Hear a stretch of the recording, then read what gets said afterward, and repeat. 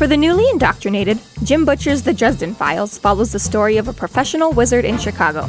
We've started our podcast as a way to help break down the series' most important moments, characters, and lore. This is McAnally's Dresden Files Pubcast by Free Flow Rambling. Conjure by it at your own risk.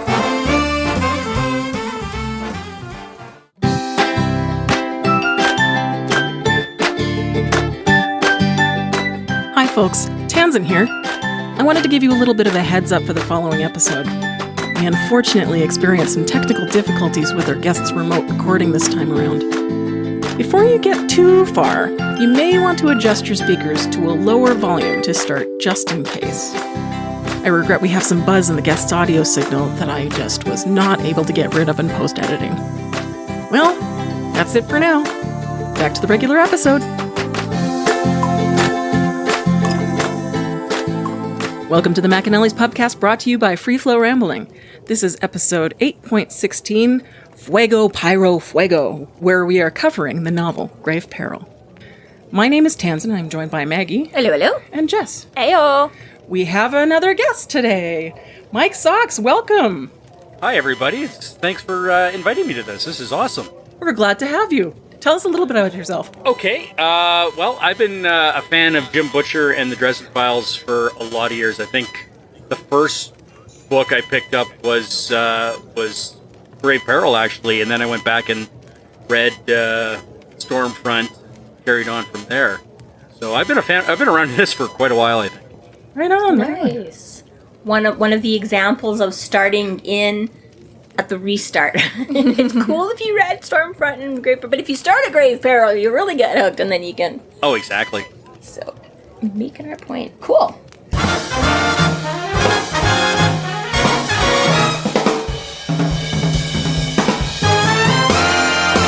We want to send a special shout out and thank you to our newest Patreons, Toddler Stilts and KJotter13. By supporting us, they now get a special Discord Patreon access, McAnally stickers, and our undying love and support. A huge, huge thank you to Toddler Stilts and KJotter13. If you'd also like to grab us a pitcher, pint, or sampler to get loads of fun perks and exclusive merchandise, check out our Patreon channel today.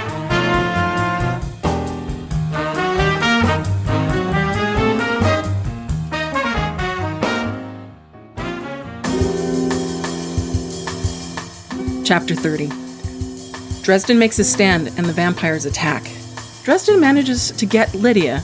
As they try to leave, Bianca captures Justine. Bianca makes a deal with Thomas for giving up his companions in exchange for her, which he accepts by giving Susan to the vampires.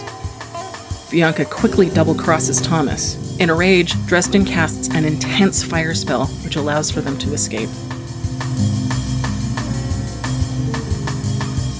So chapter 30. Ooh. So we finished off at the end of the last chapter with Michael getting ready to jump into the fray and Dresden being like, oh, wait, hang on. And he's like, dude, we got to do something.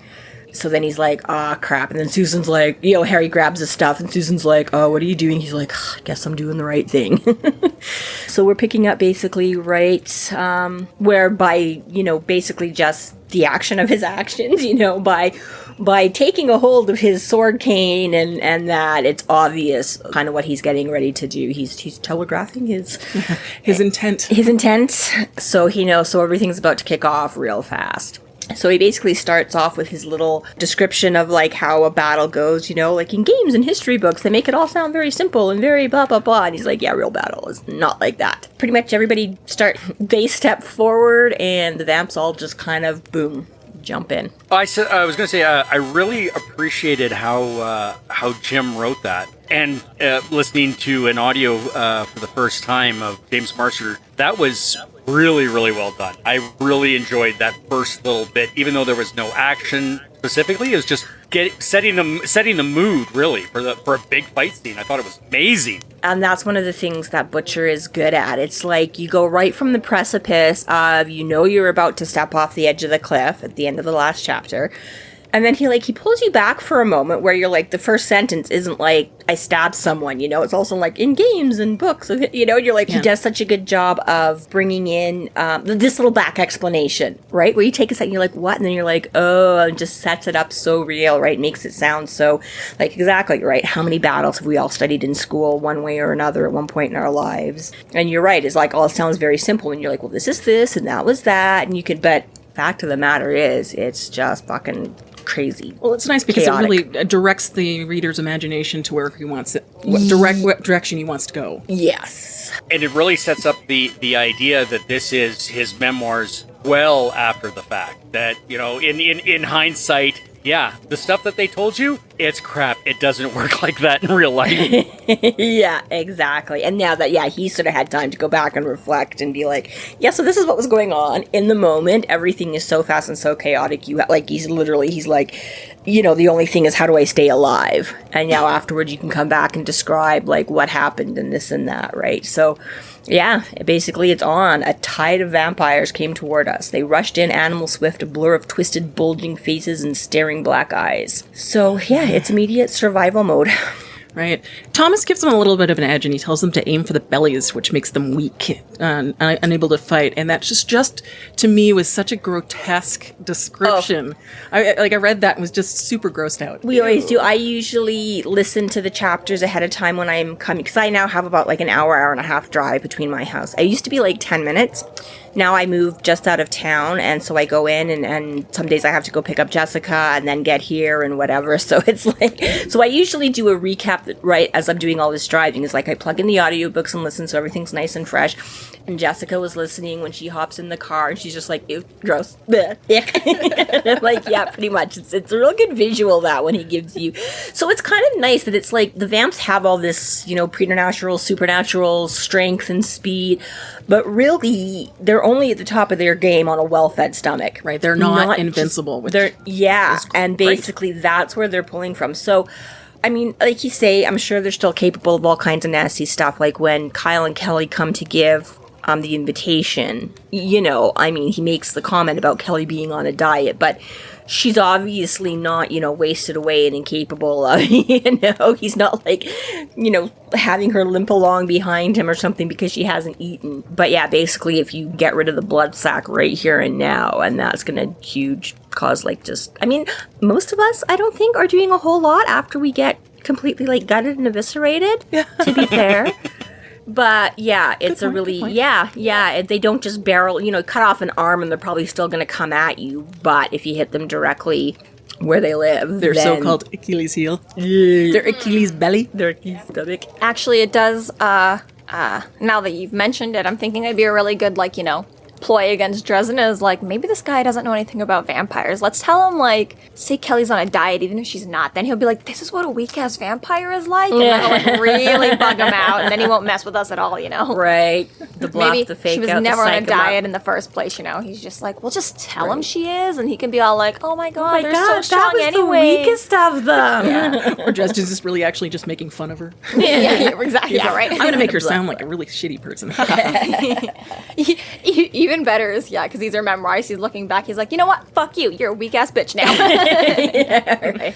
You know who else is going to read these journals? Just my adoring apprentices. Right. Almost said mentors, but no. Almost. No. Whoops. I thought it was interesting that the vampires targeted Thomas and Michael first and didn't really go after Harry right off the bat. And they almost didn't count him as being a threat as much as they did Michael, who didn't even have the sword, and Thomas. Yeah, well, you can count that, I think, in a couple of ways. I never really looked at it like that beforehand, but you could say that, Michael is still, he doesn't have the sword, but he still is right next to, the angels and as far as Earth mortals goes, Michael's about as far up there and in the fold as you can get. So I think, like you say, he's already demonstrated a few moments ago when they had their conversation with Mavra that when he he didn't even have a proper cross or a crucifix, and yes, there's a difference, folks, or, may or may not be blessed, whatever. He has the hilt of his dagger makes a cross.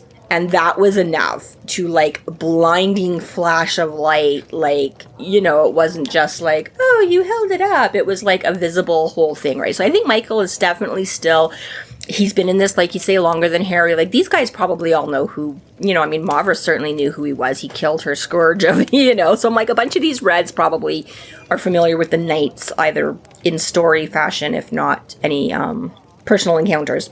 So I think a trained warrior that he is, I definitely think.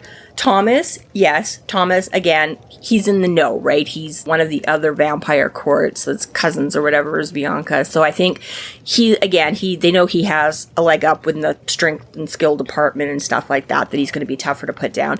The other thing, though, is that at the end of it, Michael's about to step forward and you see, like, Harry, you know, reaches out and puts his hand on his shoulder. So to me, it also could simply be that he's just behind them. That they're just, they're the first ones in front. Harry was a step behind with, you know, because they were all facing and talking to Marbra, and then they, like, turn around to face the rest of this court. So I'm like, it could also simply be logistics that it just so happened that Thomas and Michael were the ones right in front, so they get the first wave as it comes in. But well, going off of that too, I would say, you know, as much as Bianca has an issue with Harry, I think if you're just a regular ass vampire and you're purely going off of reputation, you know, I think I'd be like, well, we hate the Knights of the Cross and we hate the other vampire courts. We hate the White Court. I don't like Thomas, I don't like Michael, you know, like, not this random little bitch ass wizard that no one's heard of. Well, right? and exactly. Like, Thomas has been around a lot longer than Dresden. Like, their courts, their families, whatever, have obviously had a much more long-standing... Both of them have been on the scene before. They already know that... that's why it was such an insult, because Thomas is just, you know, the nobody bastard son of he holds no power in the White Court, and they sent him, right? So they already know Bianca hates him, and that he's just... you know, some little...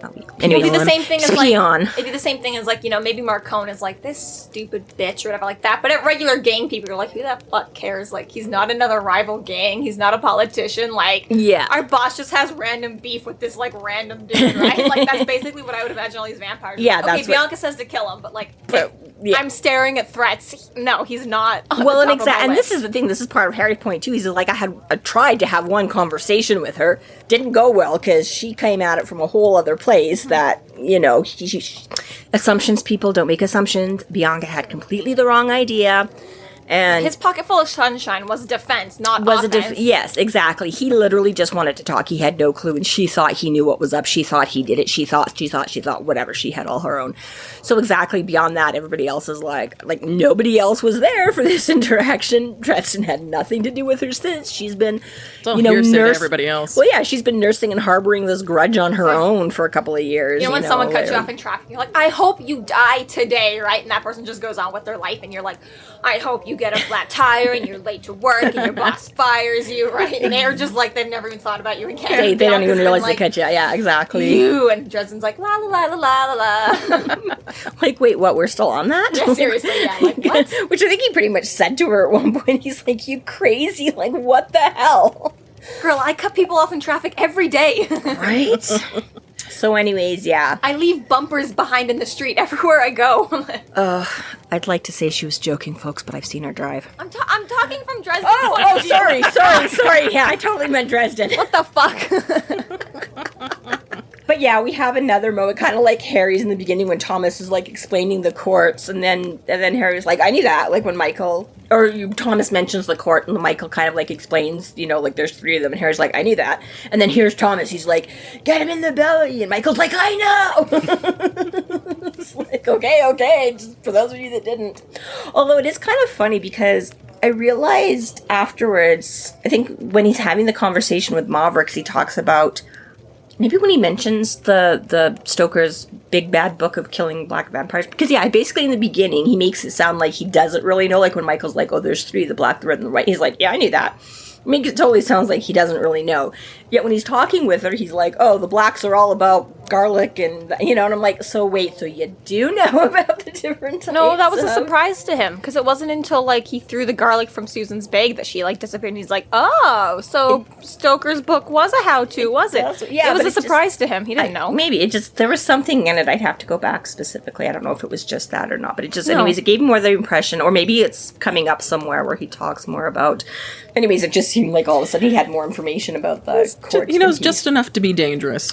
Well, Mostly to himself. Right. But Michael gets caught up in a big dog pile with several vampires, and Kyle appears with a semi-automatic, but Dresden does something cool and uses a magnetism spell and totally disarms him, which I thought was super cool. super cool. It is the first time. And he kind of says, he's like, I'm not really big on the earth magics, but I like to keep my hand in just to, and, you know, again, no spoilers, but we don't always see a lot of earth magic from Harry. But yes, he pulls out this earth magic thing, which is kind of cool. And It's always very powerful, though. He says he doesn't use earth magic much because that's not his forte, but when he does, damn if it's never... Well, I think, to me, that feels just a little inherent of earth magic. If you're going to be moving the earth and magnetic Sure. forces and boulders, it's always going to have. But yeah, again, it's Rock-type Pokemon, ground-type Pokemon, they got a Exactly. lot of boom, smash, pow. yeah, and again, just because a lot of Harry's is just boom, smash, pow anyways, he just hasn't ever really practiced up to be, really good, or he would go to, like, shake the earth a little, like, the equivalent of, like, pulling the carpet out from under you and making you fall down, and he would just,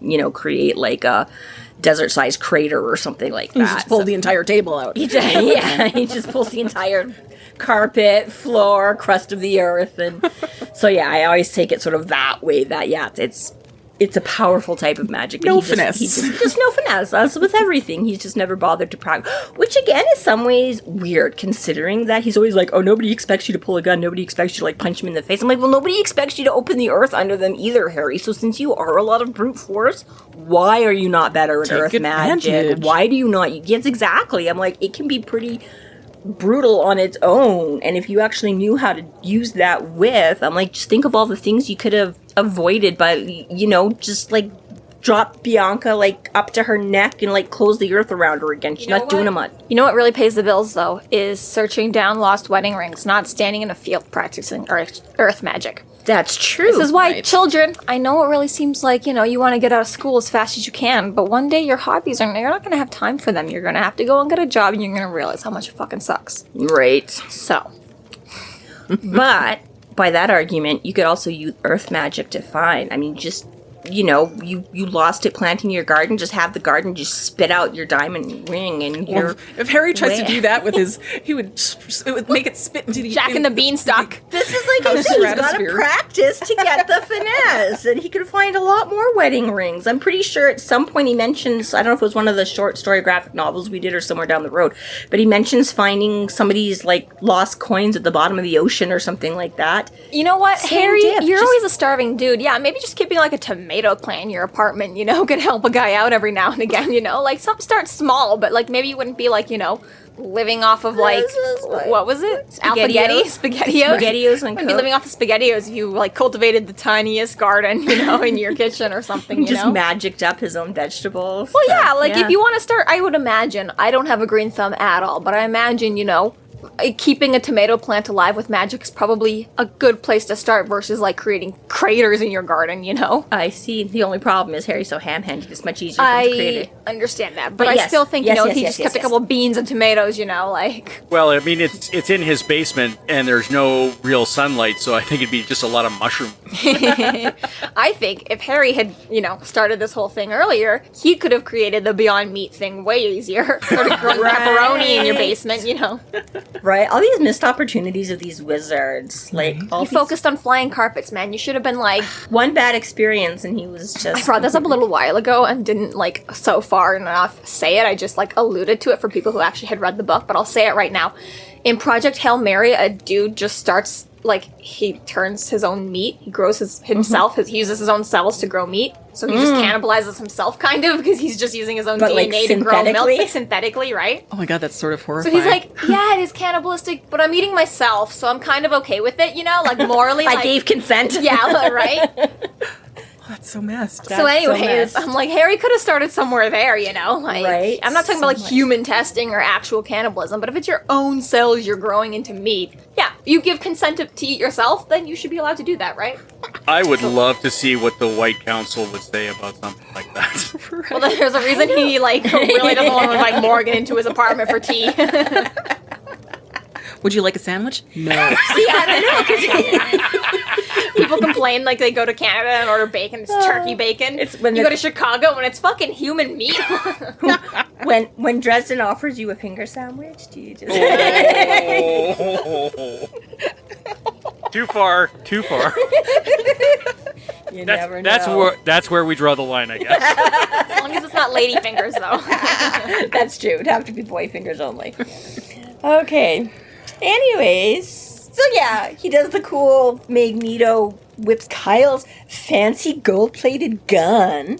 And he's just like, yeah, whatever. Twing! And then smashes it into the face of somebody trying to sneak up on Justine. And then Thomas literally just, slides the legs out from under him. So they're not easy. They're not instant takedown. They're not, even though they figured here out a party of vamps and... Well, it wouldn't make for much of a battle if it was they hold their own for a minute. Exactly. Yeah. They what? They hold their own for a minute. They get to hold their own. But that's just the point being, is I'm sure the vamps just thought, you threw the first punch, now we're going to squish you like bugs. And unfortunately, the bugs fought back, and they really weren't expecting that. Right. So they were like, oh, wait. And then Michael manages to dispatch that dog pile with what sounds like, it seems like a Latin prayer. I'm not. Yeah. I didn't bother translating, but it basically that seemed to work. Cleanse that which is unclean. Yeah, the lava quod est sodium. It basically is, cleanse that which is unclean. Which, a bunch of vampires. Take a bath. Pretty much.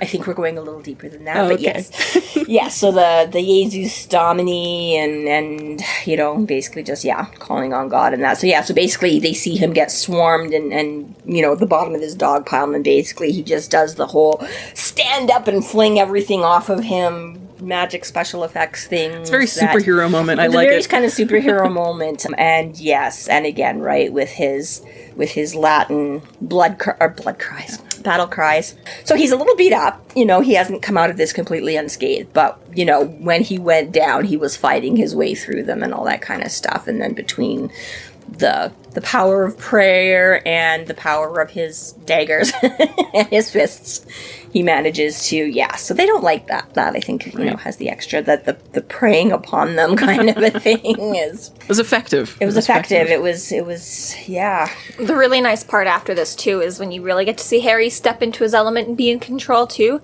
when he starts issuing directions. Yes. That's actually, I really like it, It's a glimpse into the future, but it's like, yeah, Harry, Yeah, it's that, what is it, great leaders... Some people are born to lead and some have it thrust upon them or whatever, that whole shtick. And that's a little bit Harry. Harry's like, where everyone's standing there going, what do we do? What do we do? What do we do? Harry's like, I don't know. I don't want to be in charge. I want to go home and go to bed. And then when shit starts going down, right, once he makes the decision, then basically, he's like, all right, this is what we're going to do. So Thomas is like, okay, well, we got to take out Bianca because she's the leader. And Dresden and Michael head up the stairs while Thomas, Susan, and Justine sort of hold back the crowd. Yeah, that is to get them holding the foot of the stairs so they can go. And I do kind of like this because this is a very frequent part of fiction and stuff like that, where especially, you're watching movies, and I'm like, I get a little bit, it's hard sometimes, for so much to happen. There's 10 things happening in real time. Like Jessica talks about the Dungeons and Dragons. Basically, everybody takes 6 seconds, but they're all sort of that 6 seconds at the same time. But of course, you have to go individually around the board for each of them, right? And it always makes me think of, my brothers used to make such fun of the old Hercules cartoon. And it was like, the beast would be like rampaging up on good old Hercules or whatever. And it would be, they'd show a wide shot and the thing's 5 feet in front of Hercules. And then he decides to take out his ring from his belt. He puts the ring on, and the ring, they did the little glowy thing and the little zappy thing and the little ring spiraling Magical out. girl transformation. And all this kind of stuff. And Hercules is ready. And then they go back to a wide shot. And now all of a sudden the demon monster thing or whatever is 20 feet back running at him. And they always used to make the joke, they're the power of the ring used to blow them back. And but I mean, really, they would show it, they were right here, but then by the time he did all this magical, it was 10 feet away, it was still just starting to come at him, right?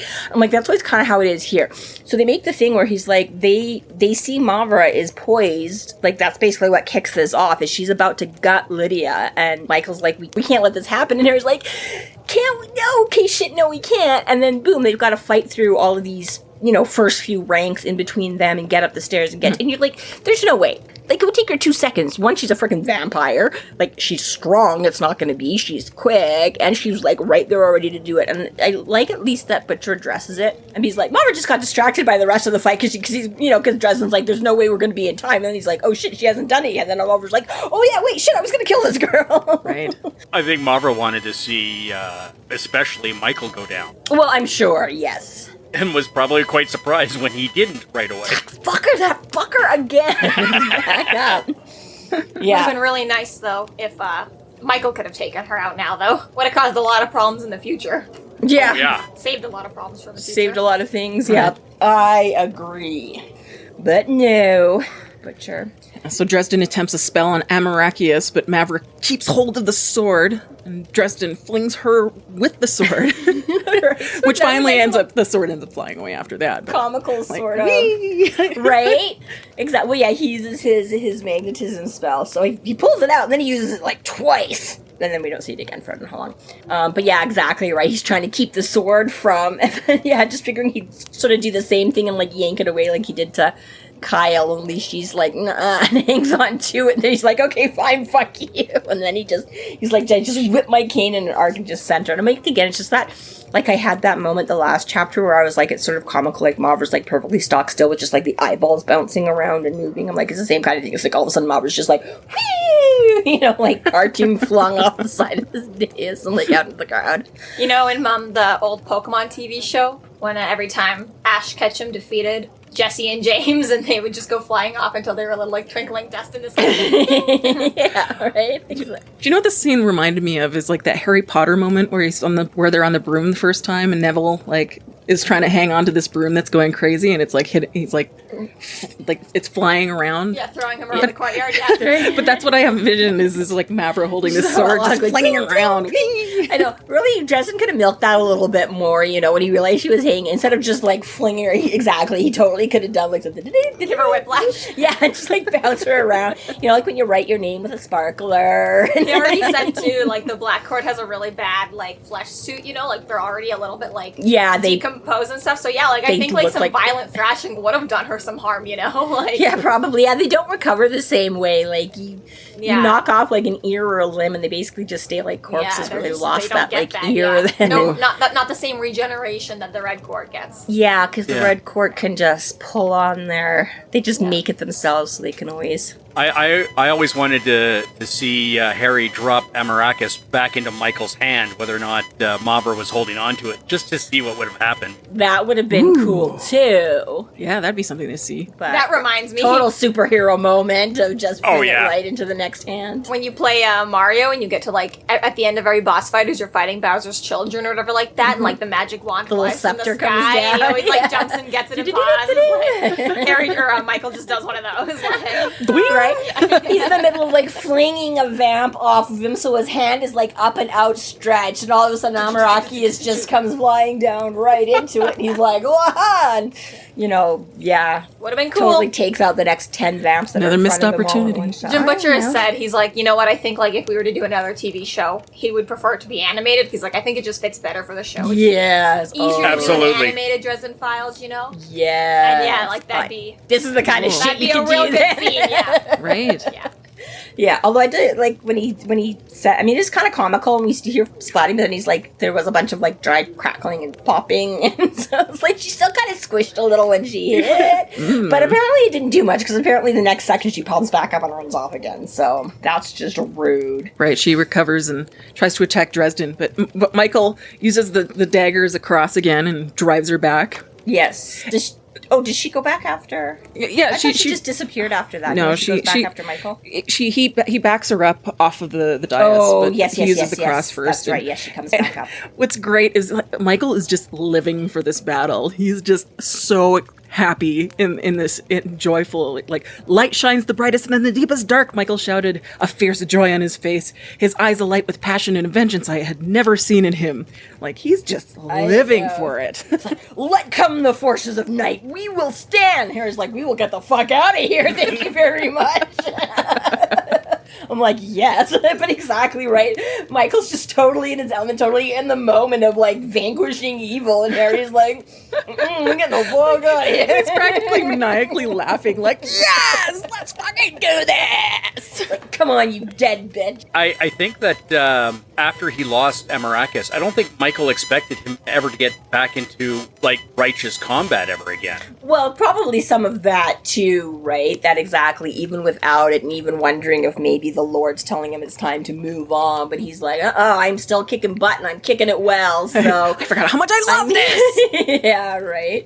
It's almost like, it's obviously to a lesser extent for Michael, but it's almost one of those things when like your boss is just like it's horrible and it sucks and they don't pay you enough and they don't give you enough vacation days, and then you're like, you know what, fuck it, I will just be my own consultant. And then you're like, wait, I can actually do this. I don't need a company or a boss. Yeah, exactly. There's like a minute there where Michael is obviously, he's not giving up on God the same way we give up on bosses. He's like, No. I don't need the sword. I'm just awesome anyways. Yeah, exactly. It's a great moment. It's actually even funnier because it's like, Michael is one of these like dedicated, like he's got his routine, he's got his shit together enough that like, yeah, with or without God, he gets up in the morning and he does his like 100 push-ups and his whatever, whereas Harry's like, if I don't have magic, I am a shell of a person. Like, I can't do shit. I don't get up and do push-ups. I don't, right? Whereas Michael's like, no, I put in the work regardless of right, God, exactly. Harry's like, I only started doing push-ups because stuff kept coming after yeah, like, me. we'll see in later books. He only picks up running because he's like, you know what, I find myself running for my life all the time. I was getting really tired after those fights. Maybe I should do something. Yeah, exactly. Whereas, Michael would just anyways. But no, one of my favorite. Let come the fuck we will. And a little too into this, Michael. But quietly, so Michael. So Dresden picks up Lydia and they head back down the stairs. here was a thought I had going through this again. Even though we're like, three quarters, 2/3 of the way through the book or whatever, and I just dawned on me, and I was like, was there any inspiration of Lydia? Did he steal that from Beetlejuice? Because she was Lydia, and she was all like dark and goth and whatever, and Lydia is basically, or did Lydia steal that because she'd seen Beetlejuice and decided she wanted to be Lydia? I think it's maybe a little fan nod. You've never come across any, you don't have some fancy like word of Jim to pull out and be like, as a matter of fact, he was watching Beetlejuice when he wrote that scene, and that's exactly why he named her that. Don't. Dang. Sorry. I'd like to assume he did. Yeah, because I haven't seen it in forever. It was just something that really kind of randomly popped up to me, and I was like, ooh, that would be, I could see an association there, but it doesn't necessarily have to. I would say, though, that if it could be a good thing for Jim Butcher to be like, I need, like, a victim of, like, some weirdo. He's like, yeah, Beetlejuice is a weirdo. He was. That's twice now. Yeah. So Susan is holding her own in this fight, and she's using holy water and her gun. The vamp fell to the ground, and I remember thinking, she just killed the thing, really, and truly taking out one of them. A fierce pride shot through me, and I headed downstairs. So, yes, Michael and Harry have rescued Lydia and are on their way back down, and so he gets, kind of a view of what Thomas and Susan and Justine are doing, holding that little space for them at the bottom of the stairs for them to retreat to. And this is kind of ingenious on Susan's part. Like, I did like this. Like, it's not just that she, like, water ballooned, like, she throws it into the spotlight and That gets, was like, cool. maximum of... Yeah, she doesn't just, like, ooh, I burned a hole in his shoulder where he's, like... She throws it into these frickin' spotlights that have been on all night, so their aura shatters, vaporizes, engulfs them in, like, a whole cloud of mist, and does, like I say, like, maximum damage here. Just gets, like, the full effect. And then, just to make sure, she whips out the gun, this big-ass 45 that she brought with her, and she's kind of like... He does say, he's like, yeah, it's kind of a blam, blam, blam of panic fire, but it works, and she gets them in the gut. And she's just completely put this thing down and out, and Dresden's like, go girl, and I'm like, yeah! Like, again, considering that, Susan's, report, like, she's not a dumb person, right? This is just giving, sort of credit to Susan being an intelligent woman and stuff like that, but again, definitely her first fight. She didn't even realize she'd been chatting up vampires yet at this point, because, she's like, well, I haven't got my interview, and turns off her recorder until I'm sure she's had a few conversations with them if she's talked to anybody at the party, but, like, she doesn't battle, she doesn't do this, she's not up on the, and again, like, this scary, like he says at the beginning of the chapter, it's not all neat and orderly. You just basically go into chaos and you're like, how do I stay alive? And Susan still manages to keep her head on her shoulder and like be a little bit inventive and, you know, like. And you should also throw in the fact that like, it's not even like you've got like, okay, well, I trust Harry. Like, she doesn't know who Harry is right now. So on top of all of that, like, you don't even have an ally right now. That's true. She's fully on her own as far as she's concerned. Yeah, she's in a group of strangers. 4 people she's met for like 5 minutes, you know, exactly, where they're like, well, we know you and we want to get you out of here, but that's all she's got to go on, exactly. She's like, fuck you, bitches, I got this. And essentially, like, she's got no choice. Like, it's great to assume that these people are on your team because they say they are and they're currently helping you, but you don't know for certain because you don't. Even Michael, who she like briefly met, that was through Dresden. Boy, so she ain't that the truth know? in about 5 minutes. Well, but yeah, but she does. That's it. She doesn't really remember meeting Michael either. So and nobody's met Thomas and Justine before. For so all like, she knows, she's really on her own. So if she doesn't try right now, she's really hooped. Right? Yeah, exactly. So self-rescuing princess. Right? Exactly. And I mean, again, like you say, it's not like all of her memories, like as we learned with the very subjective taking of Dresden and that. Then again, I'm like, at least she's not completely, you know, she remembers going there, she knows something about it that gives her, but yeah, like you say, just the fact of a lack of concrete trusted allies, like you say, before she was all like, well, no problem, I can take on Kyle and Kelly because I got Dresden here. You know? So things are going quite well for them up to this point until... They're still alive. That's Bianca, one in the win column. Bianca manages to nab Justine and sedates her with a lick and calls for everybody to stop. More spit. Yeah. Yeah, exactly. Yeah, that's when the luck ran out. She takes one step too far to the side and... Yeah. Thanks a lot, Justine. We really had this shit until you had to do this. Right? There was, Susan was kicking ass, and then you just... Start editing out all my swears. The Discord is calling me out. Potty mouth, Jess has potty mouth. We're just going to have to level up our swears is what we're going to have to do. I was thinking, I was like, wow, I thought I swore. I know, right? They're like, who's swearing trip. so much? I'm like, is it just me? Like, they also swear. Apparently. But maybe they just can't tell our voices apart and they just keep throwing it on me. Oh, that's true. You and me Yeah. are the ones constantly swearing, and they just think it's all one person. Yeah, they're all just putting it on me. I was like, even Tansenn swears too. I'm like, why is this? But right. I think we each have a swear in our Patreon ad. Really, like, fuck ton of bonuses. Come on, that's right. And you wrote that. I did. I was like, a lot of our intros and well, not everything, but I was like, I wrote a lot of the original scripts, but you're the one who wrote all of that. So Right. Jokes on all of you. Yeah. Here I thought we were being. We had a meeting at the beginning of this. Are we going to keep this clean? And we all agreed no. But I'm the only one who's getting in trouble. Not a chance that was gonna make it through. Yeah. I love it. Yeah. So Bianca offers a bargain to Thomas to have him give up Dresden, Susan, and Michael for Justine to own uncontestedly, which Thomas takes the offer and sends Susan into the crowd of vampires. Okay, he gives this look to Harry. Harry or Dresden? Thomas gives a look to Dresden. He's not on a first name basis with him. Right. Thomas, looks at Harry and I don't know what he says, but something. Or Harry says to him, like, fucking don't do this. And Thomas gives him a look and he's like, it's like he was trying to tell me something. But maybe it was just, remorse or whatever, right? And yeah, like, you're like, yeah, like, what is he saying? And then you're instantly like, fuck you, Thomas, you stupid piece of shit. Yeah. This guy. Right? And like, okay, so just going back when Bianca Verta talks to him and she's like, if you could force your way out of here, you'd have done it already. I'm like, hello, that's what they're in the middle of. Give him 5 more minutes. And he's like, exactly, like Dresden says, because she's like, the game has ended. He's like, you haven't taken us down yet. And then she's like, oh, you would have busted. I'm like, they needed to go save the other girl first, okay? This is hello, the good guys, the white hats. They're gonna... If you're imagining this battlefield right now, you've got this unit who, like, moved further into the fray to go up these stairs, grabbed Lydia, then they're working their way back down. Like, that's impressive to do when you've got shit coming from you at all sides, right? Oh, like, absolutely. Yep. Yeah, you're in a party, like, you're completely surrounded by at least dozens, if not... I can't think of any, movie right now at the moment, but I'm trying to think of, like, the 300 or Game of Thrones or something like that, and I can't think of a specific scene. Or even in Harry Potter, when you've got, Neville and Seamus and shit trying to blow up the bridge in the last movie when the Death Eaters or the Scroungers, is that what they are? Come up to the bridge. The scavenger ones that are trying to... I think Scroungers was the word, but the point is like... I don't think so, that's gonna bug me now. It's like you've got like, you see like these like 3 bad guys and you're like, ha ha, and then suddenly it's just like the camera pans out and there's like 40 million versus your like 3 good guys or whatever like that. You're like, Yeah. Oh, shit. Right? So it's very impressive to imagine this, like, you know, like this scene of like this group having kept it together so well, and like, you know, essentially like they're taking hits, but they're not, you know, dying, right? And they're Snatchers, moving that's what through they were, the snatchers. So Yeah. it was.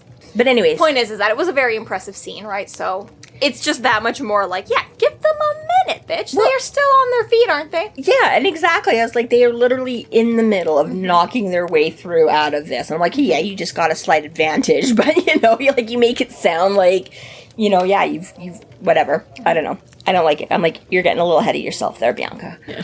Well, she's kind of cocky in general, really. Well, she is. I mean, that's part of her whole thing. And not She only thinks that, but she's if so she'd let them fabulous. continue, they would have gotten out. Well, yeah, exactly. So I'm like, okay, fine, you're kind of putting them She off did have now, to but- stop them, or they would have actually succeeded. I know, but it's just still. Bianca instantly double crosses Thomas and then orders Kyle and Mavra to kill him anyways.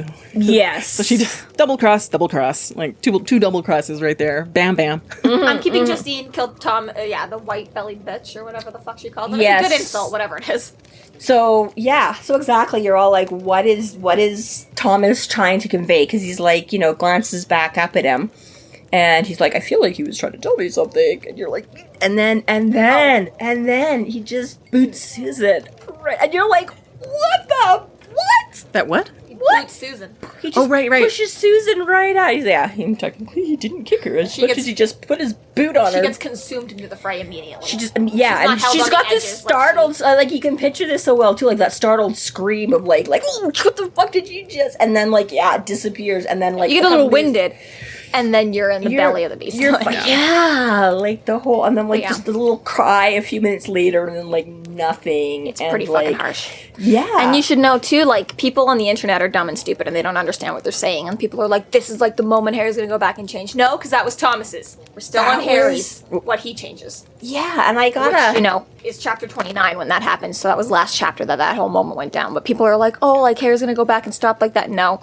you're wrong. This is Thomas's. Totally put it on Thomas. No matter what he was trying to convey to Harry, no matter what he thought he was gonna get out of it, Thomas can never take that back. And so yeah, so then Thomas is gonna go do whatever Thomas is gonna do, and yeah, Bianca's like, I don't think so, and he's like, you bitch, which is succinct but also very mild. Or I think Harry's reaction is much more, and like I think you get like I again, right? He's like, my mouth is working, like words aren't like Harry just suddenly like cannot compute the emotions, fathomness, like, just- cannot fathom the hugeness of it. Like, yeah, He's overwhelmed, like- It's completely, and it's funny because this is where, like, in her little speech and stuff to him, Bianca's all like, "You're running out of steam. Like, you've already had a big bite taken out of you. You weren't, you know, fully up to power when you came, and you're running out now, and, you know, like, whatever you've got is keeping you on your feet, right? Everyone's counting him as down, and Harry almost is, you know, himself at this point, too, right? Like,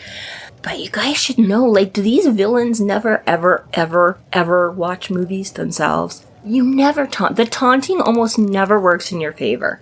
You know? It's not a villain without a villain speech, okay? It's not a villain without a villain speech, but they always try and, like, use it like they're gonna psych you out, and it almost never works. You know? It's almost like, you know, you give them inspiration.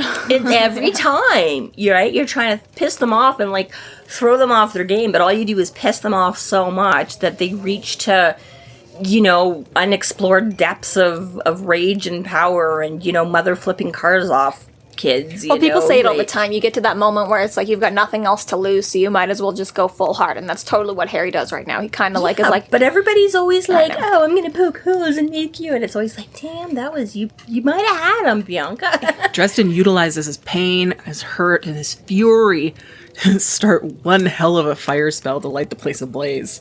And a part of this totally reminded me of the prom scene from Carrie. Yeah, I've never actually watched that. I'm familiar with the gist, but I've never actually watched. I don't think that.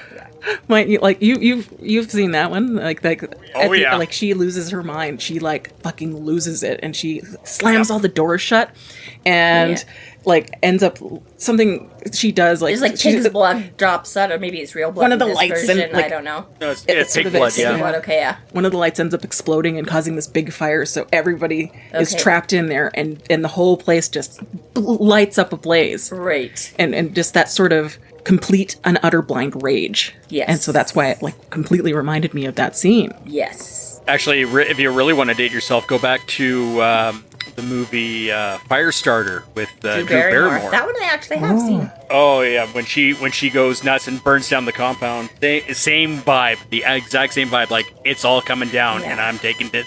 And this It's very Stephen King sort of inspiration, I think. Yes. Yep. And this, I think, is very much the difference between, our superheroes and our fictional characters in our real life, because I felt like this many a time in my life. There's tons of times where I super wish I could have, like, fire blasted somebody from across the room, or, like, dropped a piano on their head, or, like, you have the person that cut you off in traffic that you do. I mean, okay, maybe not quite. I don't get that mad at them. But the difference is I don't have that road rage. Harry- I'm just No, saying I know. I have rage against the general population, okay? It's much more generalized. Yeah. Yeah, no, mine's usually much more, exactly, very, when somebody close to you hurts you or whatever, and you just feel that snapping part. But yeah, the difference is that when Harry feels it, he can do something about it. Yeah, you get some wicked power from it. And scares himself. So he has, he's like, I think Michael must have sensed something and taken the girl from my arms, because the next thing I remember is thrusting my hands towards the night sky and screaming, Fuego! Pyro Fuego! Burn, you greasy bat-faced bastards! Burn! Good point. Yeah. Harry also swears, so I'm just quoting the text at all times. Just not as frequently as Harry's is a little more reserved. At any than and we all are. times, I am quoting the text. Any and all. So that fire catches a lot of vampires and like destroys them. So And not vampires. Yeah, that blasts too. everybody in the immediate range, and then and this is the other thing, is that he's furious, but he's still enough that he does sort of notice that they're still. And a few of them, he does make a point that some of them are very definitely dead already. Some of them breathed, a few whimpered and tried to crawl away from the heat, but most lay dreadfully perfectly still, pale, pretty, dead. So That sounds to me like they were already dead. they before were. the Those fire, was like- there's a few that have already been eaten up by the vampires, but this is that it's not, they haven't eaten all of their party food or whatever. There's still a few that are just kind of drugged out and blissed out and can't fully make their escape because they're Drugged in up. a compromised position. Yeah. And he And if sort not of- drugged up, burned up. Right. well Hard to walk out on a 50th degree burns. that's just it, is that, but he's still, and it still takes, and it comes back on him too, because, he's like, at first, I was like, is it metaphorical or not? But it's really not, because he talks about his injuries in the next one too, but like, where is it where he says, I'm fire, I was on fire, or something like that. There's a pretty vivid scene about one of the vampires trying to get back in the fire, basically. Like, again, where this is still not just fire, because he says at some point too, he's like, you use the magic to make the fire, but once it's there, fire is fire, and will act like fire, and will just be normal fire, right? But this is where you can still sell, like, the manipulation of it in his rage, because this thing basically reaches out and grabs the vampire, like, sucks It's a it back vindictive in. fire. It's, yes, right? It has Magical vindictive. It's not just, Well, and Harry says as much. He's like, the fire in me grew. Like, this isn't like calming him down. He's getting more and more ramped up the longer this goes, It's yeah. Right. almost like he's puppeting his own body with his magic, Like, he's just like, he's controlling the fire and he's controlling himself with this rage. Like this sort of you know? cyclical, like the rage sort of Yeah. continues Totally, yeah. to burn, and the more it burns, the more the fire happens. Something and about, gets Newton and just Einstein and, feeding in on Sort of itself, self-perpetuating. and becoming Yeah, totally, yeah. Exactly. Yeah, that's what it is. So Michael hauls him up in like a fireman's carry and drags him down the steps and stuff like that. And he's like, he drops him down or whatever. He's like, the magic coursed through me slower now. It trickled, not because the floodgates had closed, but because I had nothing left to pour out. I hurt. Fire spread out from my heart, my arms and legs clenching and twitching. I couldn't get a breath, couldn't think, and I knew somewhere, amidst all that pain, that I was about to die. So you're like, in a sense, it's sort of the metaphorical, like, fire spread out from my heart. But then you actually discover that he did some serious damage to himself, too, releasing all of this, because, he has all but set himself on fire in calling this huge firestorm and releasing it and stuff like that, too. So it's, half metaphor, half truthful there. I don't know. So Michael grabs Lydia and now a very weak Dresden, and he makes this prayer to ask how to get out of the flames and the smoke. And his prayers are kind of answered. Not the way he expects. Like this. I love how that line ended when he's kind of praying. Lord, so if you could be kind enough to show me how to get us out of here, I'd really appreciate it. Like, he's not demanding help from God, but like, I'd appreciate a little help. If it's within your divine will, if this is how this is supposed to go on, that would be a great time. I get it if you want me to die here, but if not. I know.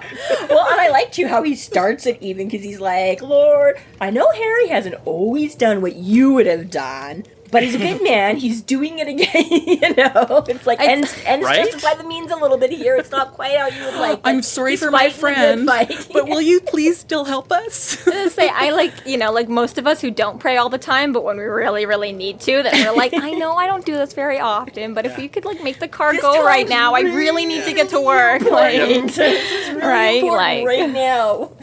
Yeah, exactly. And then and then Harry's like, I didn't think he was always so literal. The smoke parts and this it's leading to this feminine figure, which sounds like an angel, but it turns out to be it's Leah. Not so much. Surprise! I did want to go back to something that I thought was absolutely hysterical. I don't know if anyone else caught it, where Harry stops himself from swearing when he goes, I thought he wasn't so literal. And Michael says, are you complaining? And Harry goes, like H, and then, heck no. I mean, you know what he was going to say, but like, with divine intervention, maybe I'll tone the language down just a little bit. God is probably literally saving our butts right now. Heck no. Where's Susan? Right? Wow, that actually worked. I better be good. Yeah, right. You know how that whole, like, I promise I'll never swear again. Oh, wait. This time I promise I'll never. No, it was good. Yeah. And then it's Leah. And then it's Jess. Yeah, Leah admits to showing the way to escape and saving them. Sorry, which is not to say, I mean, the Lord works in mysterious ways. That's still say, she could also just take credit. It's not like God is going to be like, She would totally take credit, but again, how do we know that God didn't decide to be like, okay, Leah, go ahead and name it? Though it pains me in ways I could not explain. Yes, child. How am I supposed to have you if I let this red court hussy kill you? Stars above, wizard. I thought you had better sense than this. Right. Love that line. So you save me so you can have me. Well, duh. Just not like this, because now you're all like, what? You're too pathetic to actually take no. Like, you used yourself all up right now. Yeah. Have a nap, get some food into you, then we'll get rid of that ridiculous costume. That's the other thing you have to stop and remember, that when he goes like super psycho, superhero impressive, he's still wearing a powder blue tux. Dressed like Napoleon Dynamite right now. Prom. I totally do forget that. Yeah. Like, yeah. That's what he says when the fire starts whipping and he's like, my cloak like billowed and like red and sable. And you're like, oh yeah, that's still the cheesy so cool. No, black and red vampire cloak that you're your plastic gold medallion. I'm guessing he's probably ditched the teeth. I was going to say, I'm like trying to shout out like, Fuego, Pyro, Fuego. Yeah. Fuck you, Bianca. And you know that some of the Red Court that died right there went to oblivion knowing they got killed by someone wearing a really bad... before you die. Smart-ass mortal exactly and a right. cheesy vampire. You fuck. Yeah, it's like, oh, god damn it. Like, would that be like the ultimate insult to injury? I like it even better, like that whole like ghost thing or whatever like that. You only remember like the last few seconds of your life or whatever like that. So it's like you fully think like you're a vampire who got killed by another vampire. Like, what the fuck happened in there? What? That's hilarious. So yeah, Michael flings him into the vehicle and tries to go back for Susan. And then, because Harry's like, Susan, where's Susan? Where's Susan? And he does manage to get Lydia out of the house as well. Yeah, he throws Lydia and Harry into the vehicle and goes back for Susan. Yeah. Next thing Harry kind of tries. He's like aware. He's like, doesn't he try to do something? He's like, I tried to move to make sure the girl was all right. And he's like, that was too difficult. So he totally just... The last thing he hears is the truck starting up and he passes out, just done. Yeah. Literally. If we take a moment to appreciate how strong Michael actually is, because he carried both Harry and Lydia out of there, and Harry's not a tiny person. Not even close. Neither is Michael, but we have established that he is still taller than Michael. Yep. Yeah. And yes, and even though Lydia is pretty much a little slip of a girl, I think Dead weight is still dead weight. We've already Yeah. had that discussion on how much battle exhausts you. Like 5 seconds of battle is like, Yeah. you know, a 2-hour workout or something like that, right? So yeah, and again, it wasn't even 1-on-1. He literally had like hordes of vampires. And on top of this, Harry did light him on fire a moment ago. Like, it did a scar to his own cloak because it was in flames, right? Like, you know, so yeah. yeah, go Michael. Seriously. Right? Yeah. Yep. So, yeah. Exactly. So, Mike, do you have anything anything else that you'd like to kind of cover before we wrap this chapter up? Not really. I mean, this was really entertaining to be a part of. I thank you guys very much for inviting me. I would like to say that James Marster has a sexy voice. Yes, he listening does. listening to the audiobooks. But I also want to thank you guys for doing this podcast. I mean, I have been listening to it at work for months now, and it is incredibly entertaining. So thank you guys very much. Oh, thank you. Thanks. Yeah, no, we've been having fun. It's Flattery gets you everywhere. right. You know, it is nice to know that, yes, people are listening and enjoying it, which, again, absolutely. people pop up on Discord, so we have to assume that obviously somebody is, but Yeah. it's cool that, we don't suck. I mean, my roommate doesn't use Discord, but I know she's been listening to the podcast as well because she absolutely she binged the whole series once she found out about it after I told her. So Aces. Well, tell them to hop on Discord and come chat. It's a lot more fun. We need more people. We're trying to get that whole community. This concludes our episode 8.16, Fuego, Pyro, Fuego. Thank you for listening. And once again, thank you so much, Mike, for coming on the show. It's been fabulous to have you. It's been a lot of fun. Thank you so very much. You can find us online at freeflowrambling.com and McAnally's.ca. There we have links to our other podcasts, social media, and other fun tidbits. Please subscribe if you like what you're hearing, and please consider supporting us through Patreon to keep the magic alive and to see more content. We are Free Flow Rambling. Conjure by it at your own risk.